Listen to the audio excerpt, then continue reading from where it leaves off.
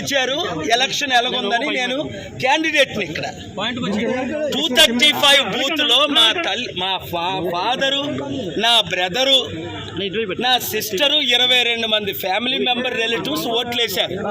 4 ఓట్లు వచ్చాయి అక్కడ మురళీనగర్లో. అర్థమైందా రాజ్యం ఎలాగుందో?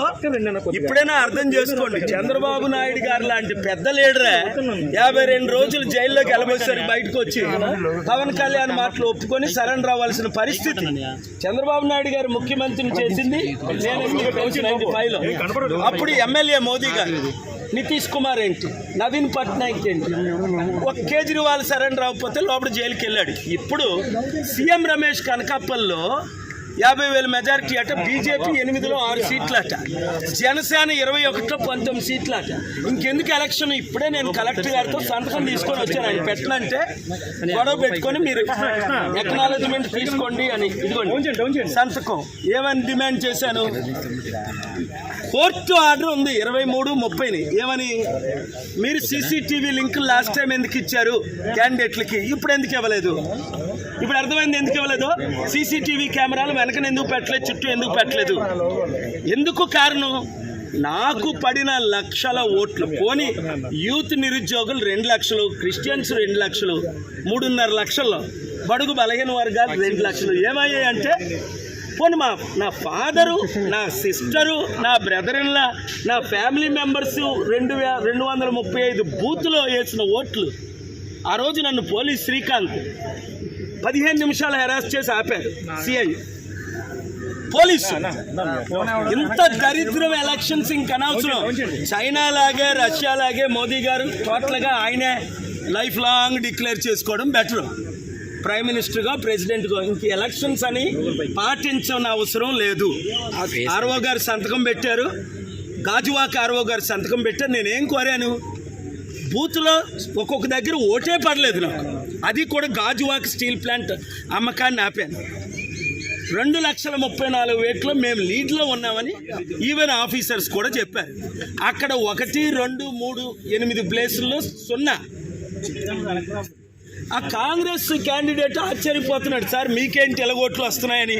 ఎందుకంటే మీరే లీడ్లో ఉన్నారు, మీకు భరత్కే ఫైటు, టీడీపీకి వైసీపీ పక్కన పెట్టేయండి అని. అలాంటిది ఇంక ఎలక్షన్స్ ఎందుకు? అందుకనే బాయ్కట్ చేసాం, బయటకు వచ్చాం, కౌంటింగ్ ఆపమన్నాను, పోలింగ్ రీపోలింగ్ పెట్టమన్నాను. Honourable high court already case pending ఉంది, June 6 హియరింగ్.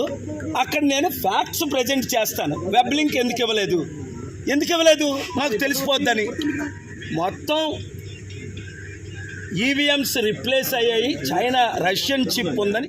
ఇక్కడ పెద్ద క్యాండిడేట్ ఎవరైతే లీడ్లో ఉన్నారో ఆయన నెంబర్ 2 చెప్పారు, పేరు చెప్పను. కానీ ఇప్పుడు ఇంకెందుకు ఎలక్షన్స్?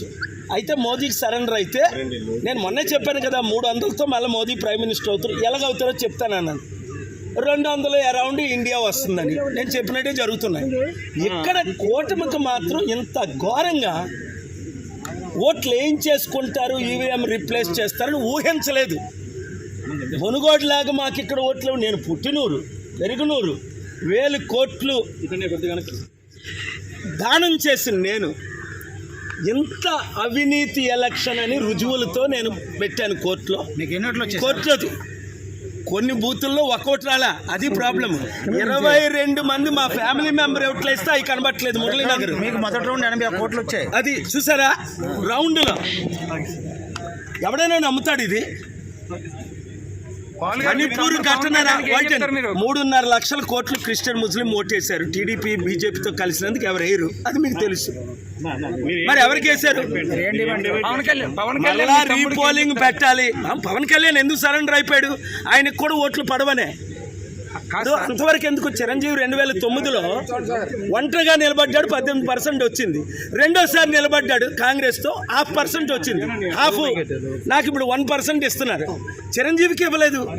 సరెండర్ అవ్వలేదు కనుక ఇప్పుడు చిరంజీవి సరెండర్ అయిపోయాడు, పవన్ కళ్యాణ్ సరెండర్ అయిపోయాడు. సార్ ఇప్పుడు చంద్రబాబు నాయుడు గారు సరెండర్ ఏం చెప్తున్నారు? కనుక కాంగ్రెస్ చెప్తున్నారు. నేను చూడు, ఇది అవినీతి ఎలక్షను, అక్రమ ఎలక్షను. పోలింగ్ వెంటనే ఆపాలి, రీపోలింగ్ చేయాలి, రీకండక్ట్ చేయాలి విశాఖపట్నం. మేము కోర్టుకి వెళ్తాం. కోర్టులో న్యాయం జరుగుతుందని ఇప్పటి వరకు జరుగుతుంది, న్యాయం జరుగుతుందని ఆశిస్తున్నాను. Thank you very. For more videos like this, subscribe Big TV channel.